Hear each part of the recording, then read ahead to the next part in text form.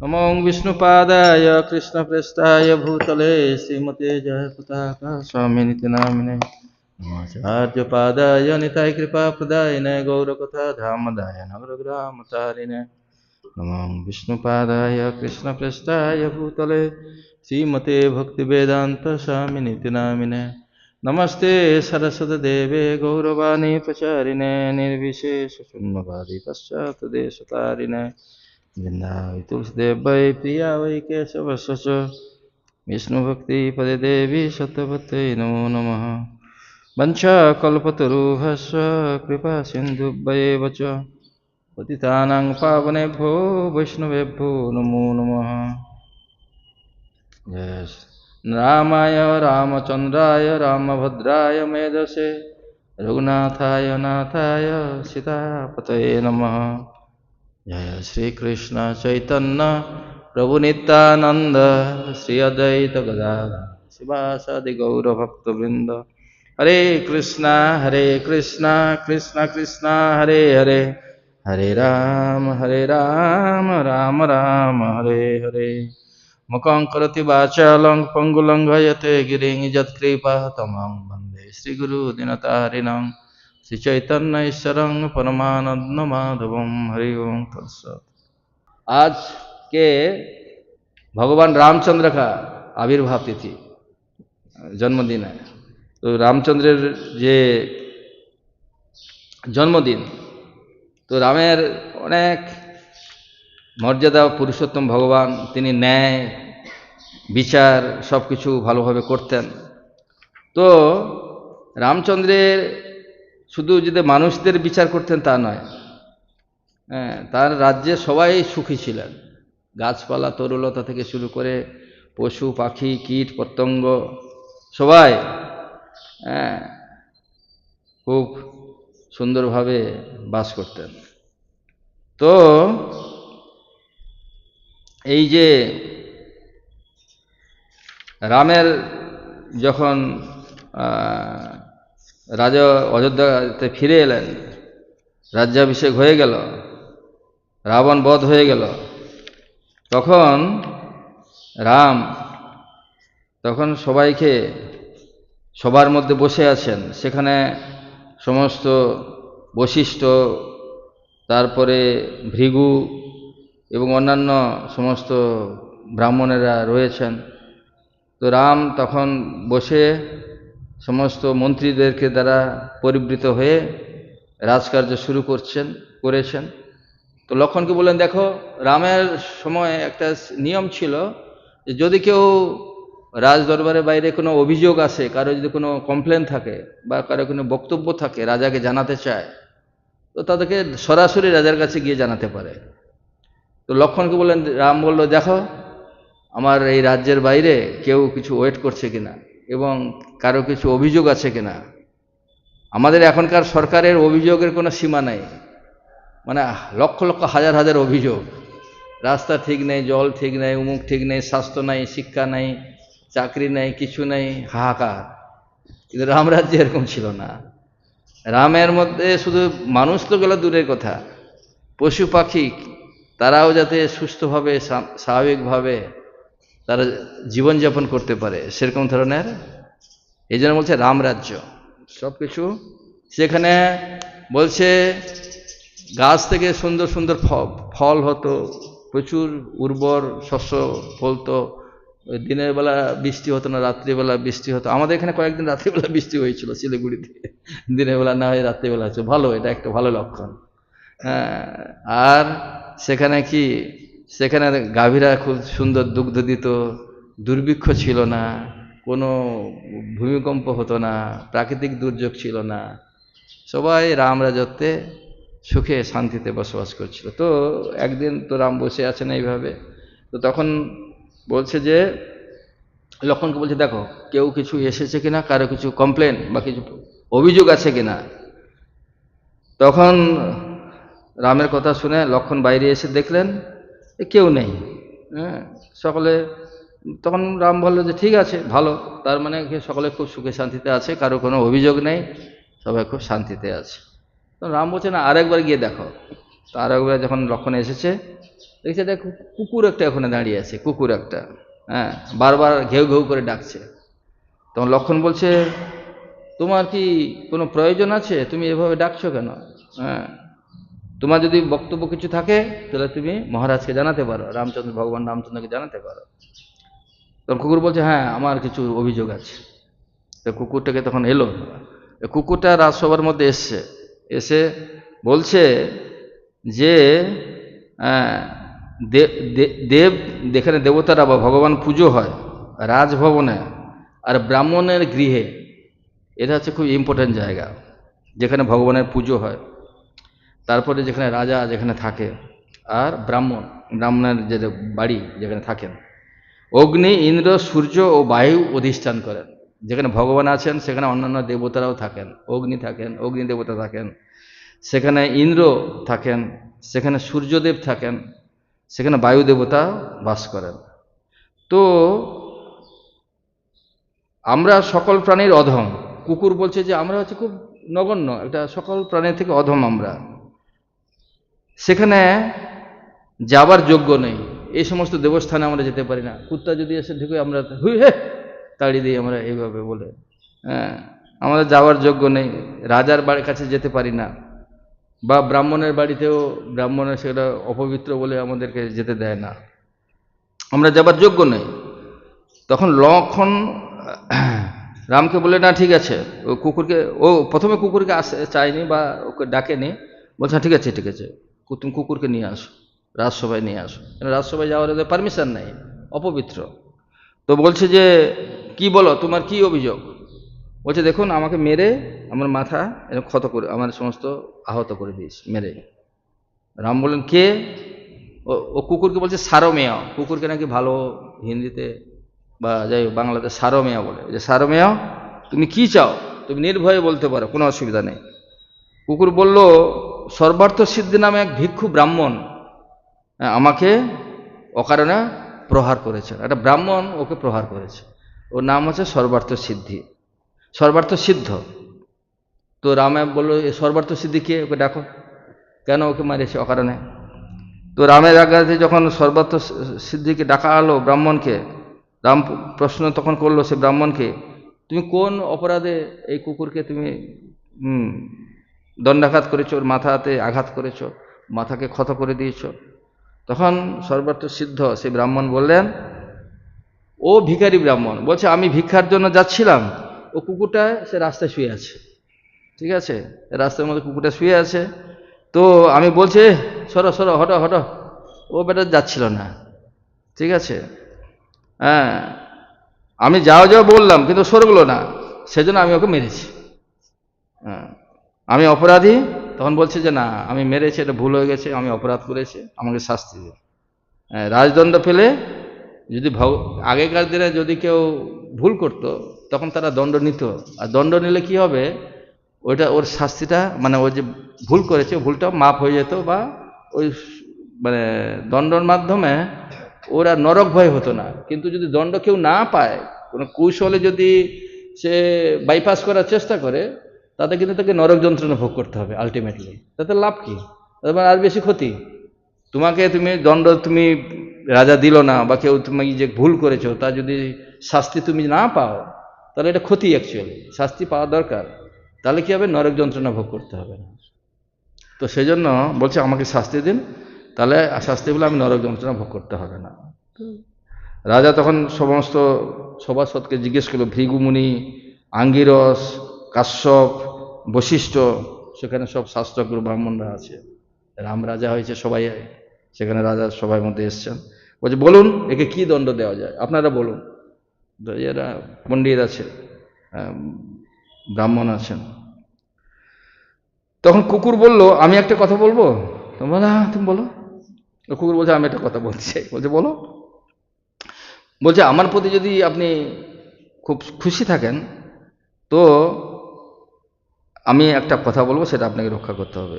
এই ব্রাহ্মণকে যে আমাকে মাথায় আঘাত করেছে, এই কালঞ্জর বলে একটা জায়গা আছে, একটা দেশ আছে, ওর যে হেড কুলপতি, ওই পথটা ওকে দিয়ে দিন। কালঞ্জরে কুলপতির পথ ওকে দিয়ে দিন। তো রাজা বলছে ঠিক আছে, তুমি এর শাস্তি স্বরূপ ওকে কোনো একটা বড় পদ দিতে চাইছো, ঠিক আছে, কালঞ্জরের একটা কুলপতির পদ দিয়ে দেওয়া হলো। তখন আর সে সর্বার্থ সিদ্ধ, সে তো খুব খুশি হয়ে গেছে। তো হৃষ্টচিত্তে ও হাতির পিঠে চড়ে, মানে একটা বড় পোস্ট পেয়ে গেছে না, হাতির পিঠে চড়ে ওই ওখানে চলে এসছে। তো তারপর তার যে রাজার যে সেক্রেটারি যারা ছিল, অন্যান্য আমত্তগণ ছিল, বলছে রাজামশাই এটা আপনি কি ওকে শাস্তি দিলেন? ও শাস্তি দেওয়ার পরিবর্তে তো ওকে তো বর লাভ হয়ে গেল, ওকে তো পুরস্কৃত হয়ে গেল, এটা কি ধরনের শাস্তি? তখন রাম বলছে যে দেখো, আমি জানি এটা একটা শাস্তি, আর ও কুকুরটাও জানে এটা একটা শাস্তি, তোমরা কেউ বুঝতে পারছো না অ্যাকচুয়ালি। হ্যাঁ, আমি পূর্বে ওই কুকুরটা বলছে আপনারা বুঝতে পারছেন না তো, আমি পূর্বে কুলঞ্জরের কুলপতি ছিলাম, আমি ওখানকার অধিপতি ছিলাম, কিন্তু আমি সযত্নে দেবতা ব্রাহ্মণের সেবা করতাম, সকলের হিতে রত ছিলাম, সকলের আহার আনতে সবাইকে খাইয়ে তারপর আমি আহার করতাম, ব্রাহ্মণদেরকে সবাই আমি সেবা করতাম, সকল সম্পত্তি সাধারণের সঙ্গে ভাগ করতাম, আমি শুধু নিজে ভোগ করতাম না, সবাই যাতে সুষ্ঠুভাবে পায় সেই জন্য আমি সব কিছু করতাম। তথাপি যেহেতু আমি হেড আছি, সেই জন্য আমার কিছু তো ভুল হয়েছে, কিছু তো ভুল হতেই পারে, আমার কিছু ভুল ছিল, আমি এগুলো সব করেছি, তা সত্ত্বেও আমার কিছু ভুলের জন্য আমি আজকে এই কুকুর হয়ে গেছি। তা কি চিন্তা করো, যারা রাজা হয় বা দেশ চালায় তাদেরকে কতটা সতর্ক থাকতে হবে। তারা ব্রাহ্মণদেরকে ভালো করে সেবা করবে, অতিথিদের সেবা করবে, দেশের সমস্ত মানুষ যাতে সুখে শান্তিতে বসবাস করতে পারে তার রেসপন্সিবিলিটি তার উপরে আছে। তা সত্ত্বেও যদি কোনো ভুল হয়ে যায় তাহলে তাকে কুকুর হয়ে জন্মগ্রহণ করতে হবে। তো আমার তাই হয়েছে, আমি সব কিছু করেছি, তবুও কিছু ভুল ত্রুটির জন্য আমার এই নিজ দশা হয়েছে। এখন ওই ক্রোধী নৃশংস অধার্মিক ব্রাহ্মণ এ কুলপতির পদ পালো, ঠিক আছে, এবারে তার ফলে 49 পুরুষ ওকে নরকে পতিত হবে। বলছে ও তো ভুল করবে, আমি এত কিছু করার পরেও ভুল করে আমি কুকুর হয়েছি, আর ও এই যে পথটা পেল, মানে ওর এই যে ভুল করার পরে 49 পুরুষ, বুঝতে পারছো, 49 পুরুষ ওর সমস্ত নরকে পতিত হবে। সেই জন্য দায়িত্বটা কিন্তু খুব একটা, অনেকে দায়িত্ব নিতে চায় না, বলে না না আমি যেরকম আছি ভালো আছি, আমি দায়িত্ব নিতে চাই না। দায়িত্ব নেওয়া কোনো কিছু একটা বিশাল হেডেক, এক তো মাথায় তো সব কিছু চিন্তা আছে, প্লাস যদি একটু এদিক ওদিক হয়ে যায়, 19-20 হয়ে যায়, কারোর প্রতি যদি অবিচার হয়, তাহলে তার যে ফল তাকে ভোগ করতে হবে। এই হচ্ছে যেন দায়িত্বটা হচ্ছে খুবই, আর এখনকার যে সমস্ত যারা দায়িত্বে রয়েছে, রাজা রয়েছে, মন্ত্রী রয়েছে, ওরা তো যত মানুষকে শোষণ করে খেতে পারে সেই ধান্দায় আছে, কিন্তু তাহলে ওদের কি গতি হবে? এ এত কিছু ভালো করেও একটু ভুলের জন্য সে নরকে পতিত হবে। বলছে 49 তার পুরুষ নরকে পতিত হবে। আর এখনকার আমাদের যে যারা মন্ত্রী হয়েছে, তো কি অবস্থা বুঝে নিন আপনারা, ঠিক আছে। তো বলছে এর 49 পুরুষ নরকে পতিত হবে, একে যে আমি দায়িত্ব দিয়েছি। তখন এই কোনো অবস্থাতেই এই পদ নেওয়া উচিত নয়।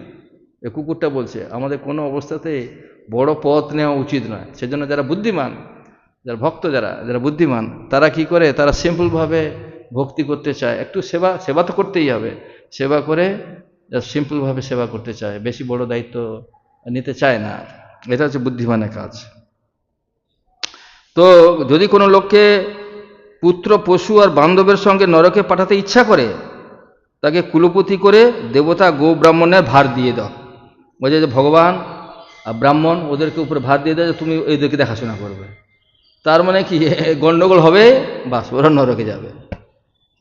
ও ভাবছে আমি একটা বিশাল পোস্ট পেয়ে গেছি, কিন্তু ও বুঝতে পারছে না এই যে পোস্ট তাকে নরকে নিয়ে যাবে যদি সে ঠিক মতো সে পোস্টটাকে সদ্ব্যবহার না করে। সে ঠিক মতো যদি পোস্টটাকে বা সবাইকে সমানভাবে না দেখে, ব্রাহ্মণদেরকে শ্রদ্ধা করে, তাদের সেবা করে, ভগবানের সুন্দরভাবে, এই যে ভগবানের সেবা, এখানে সেবা অপরাধ হয়ে যাওয়ার সম্ভাবনা থাকে। যারা পূজারী তারা খুব সাবধান, কিন্তু পূজারীরা অনেক রকমের পূজা করছেন, ভালো, ভগবান সন্তুষ্ট হচ্ছেন, কিন্তু সেখানেও পূজা করতে গেলে যদি আমাদের ভুল ত্রুটি হয়, তার জন্য আমাদেরকে তার শাস্তি পেতে হয়। তো সেই জন্য ভগবান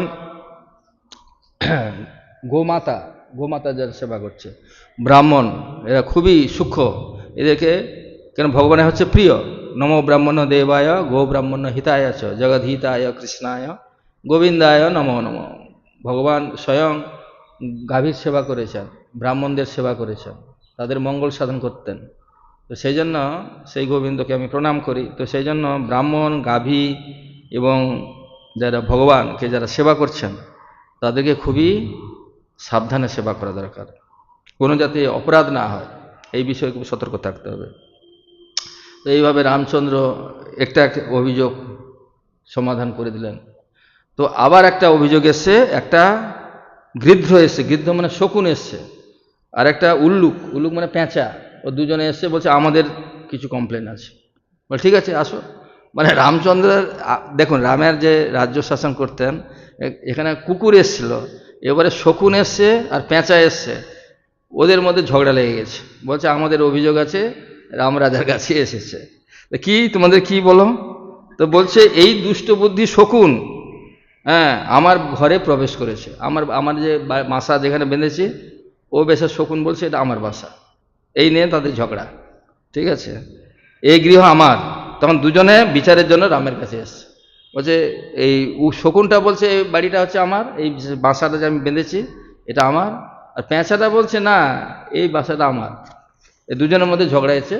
রামকে বলছে আপনি বিচার করুন, এটা কার অ্যাকচুয়ালি কার। তো তখন সে শকুনটা বলছে মহারাজ আমি নিজের বাহু বলে এই আলয় নির্মাণ করেছিলাম, আমি বহু কষ্ট করে করেছি,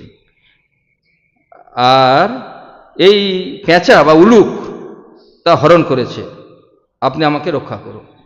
ঠিক আছে, তো এবার পেঁচাটা বলছে, উলুক বলছে মহারাজ এই গিদ্ধ আমার আলয়ে প্রবেশ করে উপদ্রব করছে, আপনি তার প্রতিকার করুন, এ এসে দখল করে নিয়েছে, এটা প্রতিকার করুন।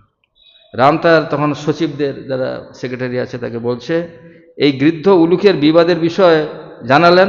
তারপর এই গৃদ্ধকে বললেন, মানে শকুনটাকে বললেন, তুমি কত বছর গৃহ নির্মাণ করেছো, কত বছর হলো তোমার গৃহটা? তো সে শকুনটা বলল এই পৃথিবীতে যখন থেকে মানুষের বাস তখন থেকে আমার বাড়ি, এই বাড়িতে, এই পৃথিবীতে যতদিন মানুষ বাস করছে ততদিন থেকে আমি আমার এই বাড়িটা বানিয়েছি। তখন পেঁচাকে বলো তুমি বলো। তখন বলছে পৃথিবীতে যখন বৃক্ষ উৎপন্ন হয় তখন থেকে আমার গৃহ।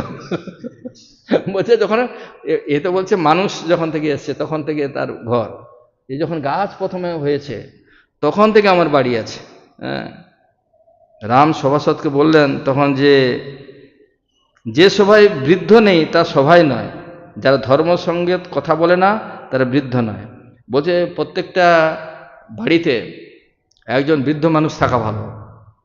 যেরকম আগেকার দেশ ছিল জয়েন্ট ফ্যামিলি, তাদের ঠাকুরদা ঠাকুমা তারা থাকতো, কেন তারা সারা জীবন বিভিন্ন অভিজ্ঞতা সঞ্চয় করেছে, তাদের যে অভিজ্ঞতা এটা তার ফ্যামিলিতে অনেক কাজে লাগে। কিন্তু আমরা আজকাল কি করি, যারা বয়স হয়ে যায় তাদেরকে বৃদ্ধাশ্রমে পাঠিয়ে দিই।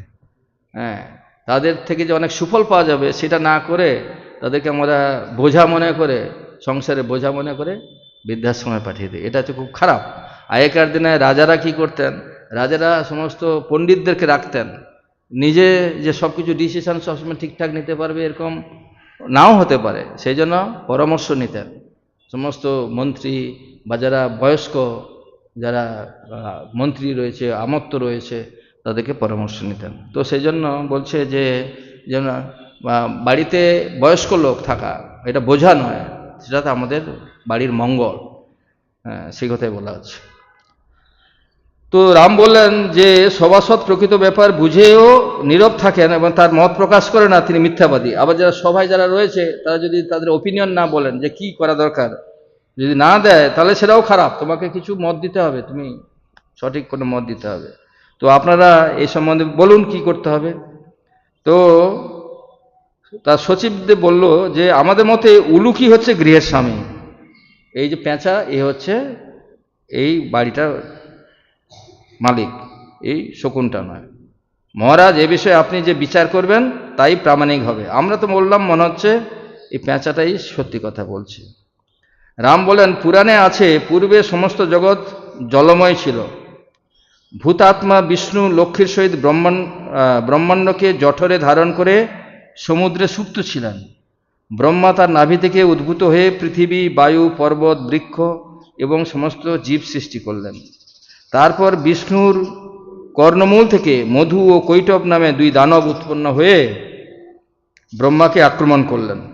ব্রহ্মা বিকট শব্দ করলেন, বিষ্ণু তার চক্র দিয়ে এই মধু কৈটবকে বধ করলেন।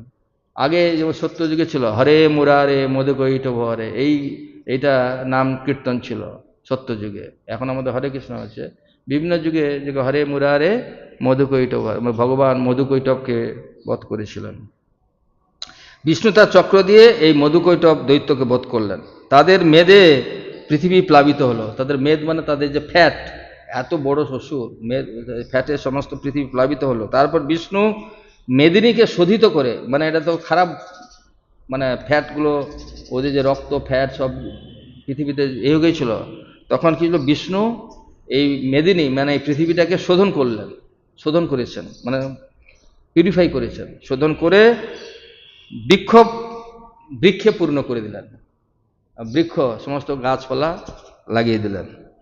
অতএব গৃহটি এই বৃক্ষ থেকে ওর বাড়ির আছে, মানে এটা হচ্ছে ওই প্যাঁচার উলুকের বাড়ি, হ্যাঁ, এই শকুনের নয়। এই গৃদ্ধ পরস্পকারক পাপী, এর দণ্ড হওয়া উচিত। এই গৃদ্ধটা শকুনটাই ওকে দণ্ড দিতে হবে। তখন আকাশবাণী হলো, রাম তুমি দণ্ড দিও না। এই যে গৃদ্ধ পূর্বে ব্রহ্মদত্ত নামে রাজা ছিলেন। এক ক্ষুধার্ত ব্রাহ্মণ তার কাছে এলে তিনি তাকে আহার্য দেন। তাতে মাংস দেখে ব্রাহ্মণ শাপ দিলেন। এই যে একটা ক্ষুধার্ত ব্রাহ্মণ এসেছিল, এই যে শকুনটা একটা রাজা ছিল আগের জন্মে। সে কি করছে, একটা ক্ষুধার্ত ব্রাহ্মণ এসেছে, তো ব্রাহ্মণকে খাবার দিয়েছে। কি খাবার দিয়েছে? ওই খাবারের ভিতরে মাংস ছিল। ব্রাহ্মণকে খাবার দিয়েছে, মাংসের ঝোল দিয়েছে, ঠিক আছে। তখন বলছে মাংসের ঝোল দিয়েছে। তাতে মাংস দেখে ব্রাহ্মণ খুব রেগে গেছে। আমি ব্রাহ্মণ, আমাকে তুমি মাংস দিয়েছ? তো সে রেগে গেছে। রেগে গিয়ে বলছে, তখন বলছে আমি তোমাকে অভিশাপ দিচ্ছি, তুমি শকুন হয়ে যাও। তো শকুন হলে তুমি মাংস খাবে। তুমি আমাকে মাংস দিয়েছো, একটা ব্রাহ্মণ আমি কি মাংস খাই? তুমি আমাকে কেন মাংস দিয়েছো? যে ব্রাহ্মণ ভোজন, অনেকে বলে ব্রাহ্মণ বৈষ্ণব ভোজন করাবো, ব্রাহ্মণ সেবা করবো, বৈষ্ণবদের সেবা দেব। তো বৈষ্ণবের সেবা দিতে গেলে আপনাকে সেরকম ধরনের খাওয়া দিতে হবে, মাছ মাংস দেওয়া যাবে না। এখন আমাদের শ্রাদ্ধ হয়, বলছে মৎস্যমুখী করাবে, কি করবে, এগুলো চলবে না, এগুলো চলবে না, ঠিক আছে। এখানে শাস্ত্রে তাই বলছে, শাস্ত্রে বলছে যে ব্রাহ্মণকে মাংস দিয়েছে, সেই জন্য অভিশাপ দিয়েছে, ও শকুন হয়েছে। তুমি খাও, তুমি নিজেই মাংস খাও, বেটা আমাকে মাংস খাও, তুমি নিজেই মাংস খাও, ঠিক আছে। তো সেই জন্য আমি এই শকুন হয়ে গেছি।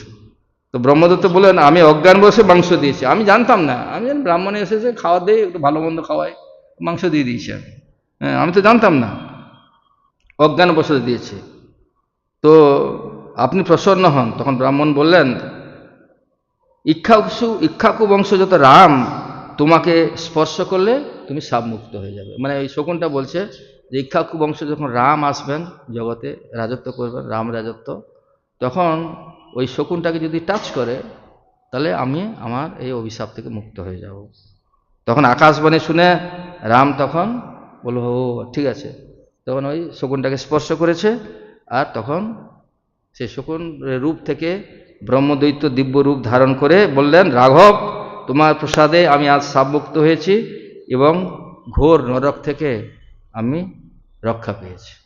তো এরকম ছিলেন রাম, ভগবান রামচন্দ্র। আপনি জানেন ভগবানের রামচন্দ্রের স্পর্শে শিলা, অহল্যা সাপগ্রস্ত ছিল, পাথর হয়ে গেছিল অহল্যা, আমরা জানি। তখন রামচন্দ্র তার সেই শিলাতে যখন চরণ স্পর্শ করলেন, তখন সে অহল্যা, যে গৌতম ঋষির স্ত্রী ছিল, কি গৌতম ঋষির স্ত্রী ছিলেন অহল্যা। গৌতম ঋষির স্ত্রী অহল্যা সে সাপ মুক্ত হয়ে সে আবার সে পুনরায় নারী হয়ে গেল। এরপরে আরও একটা আমাদের এই রামায়ণে আছে লবণাসুর বধ বলে একটা আছে। এই লবণাসুর বলে একজন ছিল, বিরাট বড় অসুর। রামচন্দ্র তো রাবণ টাবণ কুম্ভকর্ণ সবাইকে মেরে এলো ইন্দ্রজিৎ, কিন্তু এই লবণাসুর নামে একটা অসুর ছিল। তো আর রামচন্দ্রের মানে রাজ্যে অযোধ্যাতে সমস্ত সবসময় যেন বসন্ত, না গরম না ঠান্ডা। আমাদের এখন ঠান্ডাকালে ঠান্ডা, গরমকালে গরম বিশাল পড়ে। বৃন্দাবনে তো খুব গরম, খুব ঠান্ডা। তো কিন্তু রামচন্দ্র যখন রাজত্ব করছিলেন তখন নাতিশীতোষ্ণ ওয়েদার। নাতিশীতোষ্ণ মানে না শীত না গরম।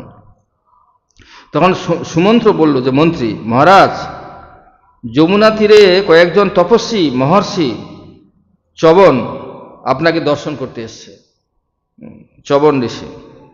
তখন রামের আদেশে সুমন্ত্র ঋষিদের নিয়ে এলেন। তারা রামকে বললেন, তীর্থ জলপূর্ণ কুম্ভ, বিবিধ ফলমূল উপহার দিলেন।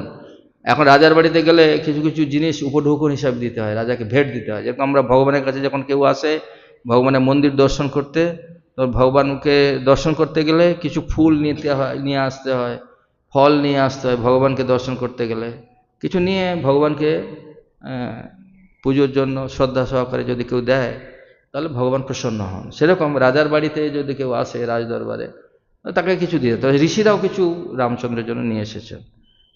বিভিন্ন তীর্থ ক্ষেত্র থেকে জল নিয়ে এসেছেন, পবিত্র তীর্থের জল, আর ফলমূল রাজাকে দিয়েছেন, রামকে। রাম তখন তাদের সংবর্ধনা করে তাদেরকে আপ্যায়ন করেছেন, কৃতাঞ্জলি করে বলছেন, আপনারা কি জন্য এসেছেন? আমি আপনাদের আজ্ঞা পালন করতে প্রস্তুত, বলুন আপনার কি চাই। আমার এই রাজ্য আপনাদের জন্য, সমস্ত ব্রাহ্মণ দ্বিজগণ যারা আছে আপনাদের জন্য, আপনারা বলুন কি অসুবিধা আপনাদের, বা কেন কিছু কি আপনাদের সেবা করতে পারে। ঋষিরা তখন খুব আনন্দ পেয়ে বলল যে হে নৃপশ্রেষ্ঠ, তোমার বাক্য তোমারই উপযুক্ত, তুমি যে আমাদের সেবা করতে যাচ্ছ এটা খুব ভালো। অনেক রাজা আমাদের কার্যের গুরুত্ব বুঝে প্রতিশ্রুতি দিতে ইচ্ছা করেননি, কিন্তু তুমি আমরা কি চাই কি তা না জেনে তুমি বলছো যে তুমি আমাদেরকে কার্যসিদ্ধি করবে বা কোনো প্রতিশ্রুতি দিচ্ছ, এটা খুব ভালো, তোমার কথা শুনে খুব ভালো লাগলো। তো ভৃগুপুত্র মহর্ষি চবন তখন বলল যে আমাদের বাসস্থানে একটা ভয় আছে। কি ভয় না, সত্যযুগে মধু নামে এক মহা অসুর ছিল। তিনি লোলার জ্যেষ্ঠ পুত্র। তিনি ব্রাহ্মণ ভক্ত, আশ্রিত বৎসল ও দেবগণের প্রতি প্রীতিযুক্ত ছিলেন। ভগবান রুদ্র প্রসন্ন হয়ে মধুকে নিজের শূলের অনুরূপ এক শূল দান করেছিলেন।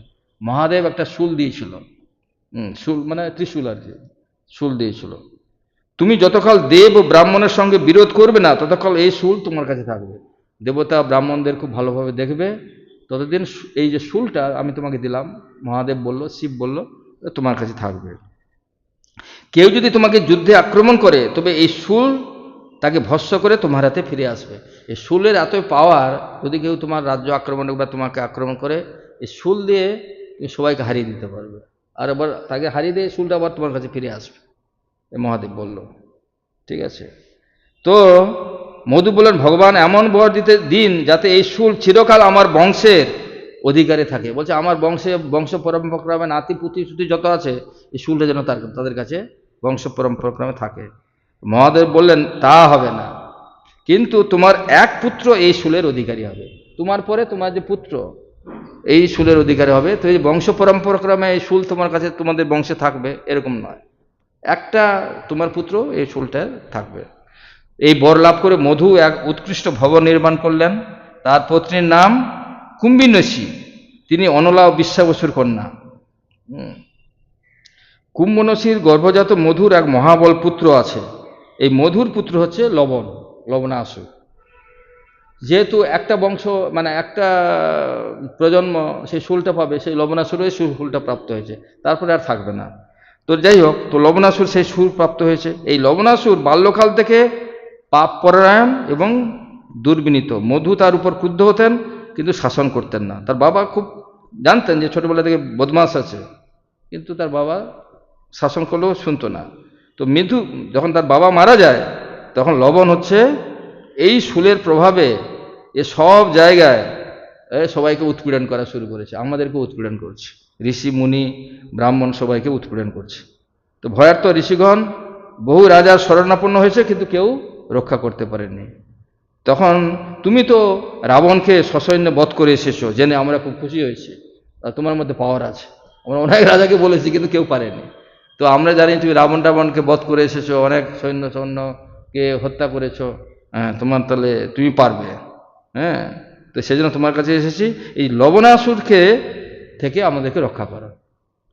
তখন রাম বলল যে ঠিক আছে, হ্যাঁ তোমাদেরকে আমি লবণাসুরের থেকে, এই যে লবণাসুর তোমাদের অত্যাচার করছে, এই লবণাসুর সমস্ত কি করতো না, হরিণ, বাঘ, সিংহ, মানুষ সবাইকে হত্যা করে খেত। এই ডেলি, মানে অসুর তো ডেলি তার অনেক খাবার লাগে, সবাইকে যা পেত, বাঘ, সিংহ, হাতি, মানুষ সবাইকে খেত।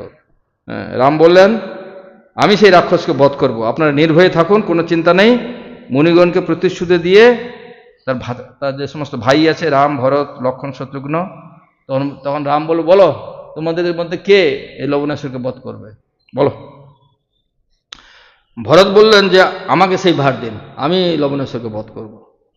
শত্রুঘ্ন প্রণাম করে বললেন আপনার বনবাসকালে মধ্যম ভ্রাতা আর্য ভরত নন্দীগ্রামে অনেক কষ্ট করেছে, অনেক কৃষ্ণ সাধন করেছেন। হ্যাঁ, আমি আজ্ঞাবহ থাকতে এর আর ক্লেশ স্বীকার করা উচিত নয়, অনেক কঠিন ক্লেশ স্বীকার করেছে। আপনি বনবাসে ছিলেন, ও বনবাসীর মধ্যে থেকেছে, অনেক কিছু সাধন করে তপস্যা করেছে, তো ওকে আর তপস্যা করতে হবে না, লবণাসুর মারা ধকল আর ওনাকে নিতে হবে না, আমি নেব, আমি লবণাসুর বধ করব। কে বলছে? শত্রুঘ্ন, ছোট ভাই যেটা বলছে আমি করব। হ্যাঁ, আমি আজ্ঞাবহ থাকতে এর ক্লেশ স্বীকার করা উচিত নয়। রাম বললেন তাই হোক, ভরত এখানে থাকুক, আমি তোমাকে মধুর রাজ্যে অভিষিক্ত করব, এই মধুকে মেরে তুমি তার এখানকার রাজা হবে।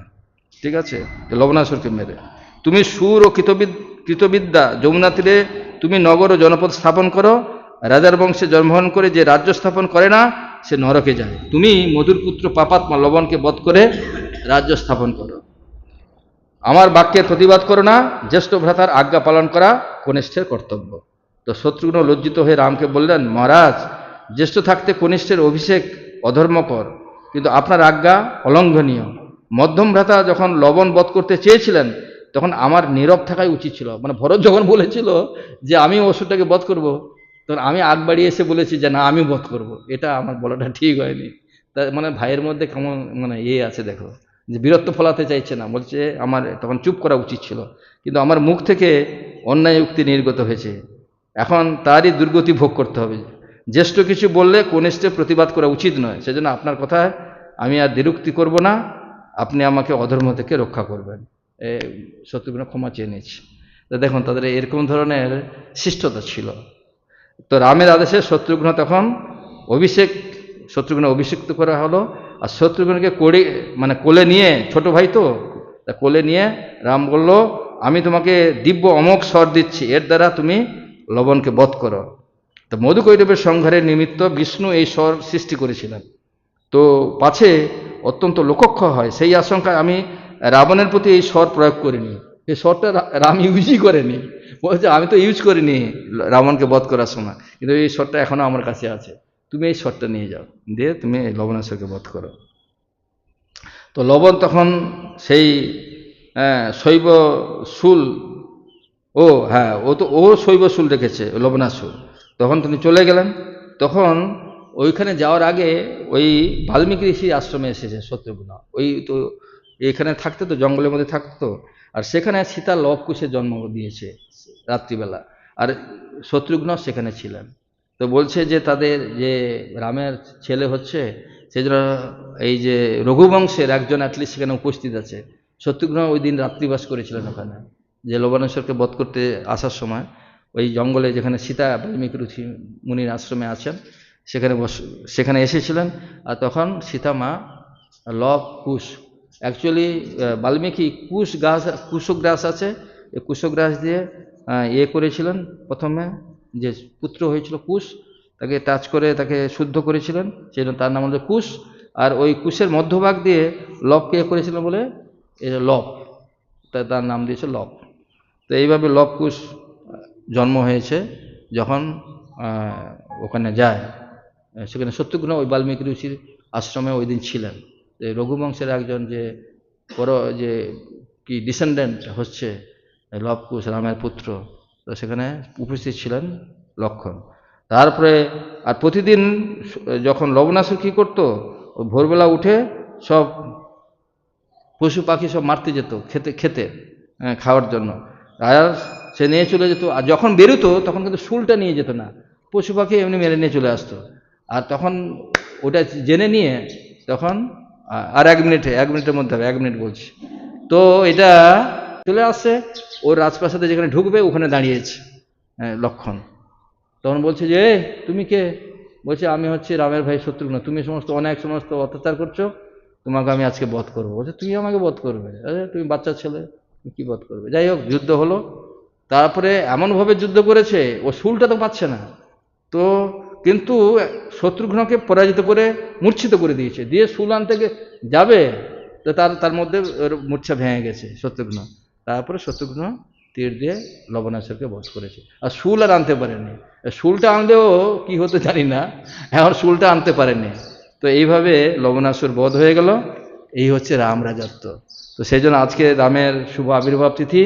আমরা ভগবান শ্রী মর্যাদা পুরুষোত্তম রামচন্দ্রের শ্রীচরণ কমলে কোটি কোটি দণ্ডবোধ প্রণতি নিবেদন করে তার শ্রীচরণে ভিক্ষা করি, যাতে আমরা এই রামের মতো তো কেউ হতে পারবে না, তার একটা ধূলিকণার একটা যদি কিছু গুণ তার আশীর্বাদে আমরা পেয়ে থাকি, তাহলে আমাদের জীবন সার্থক হবে। হরে কৃষ্ণ। জয় ভগবান শ্রী রামচন্দ্র সীতা লক্ষ্মণ হনুমান কি জয়। গৌর প্রেমানন্দে হরি হরি বল।